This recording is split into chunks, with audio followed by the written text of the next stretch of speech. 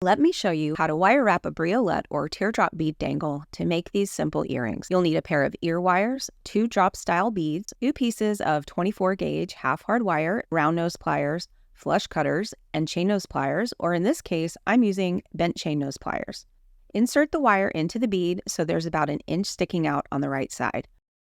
Fold both ends of the wire up to follow along the contour of the bead. Cross them over at the top like this with the short end of the wire in front.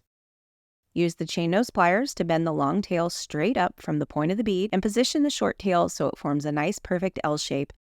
Next, hold the bead between your right thumb and forefinger and position the short tail of wire between your other thumb and forefinger. Hold the wire still and twist the bead around to the right several times to get that nice perfect coil. Trim off the extra and tuck the end down.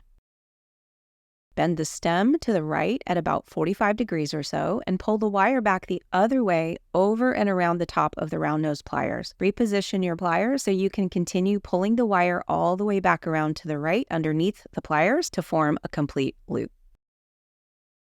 Now use the chain nose pliers to hold the loop in place, and you want to make sure that the tail is perpendicular to the stem again before you wrap it around several times. If you always make sure to get those angles right, you shouldn't have any trouble getting nice, even, straight coils.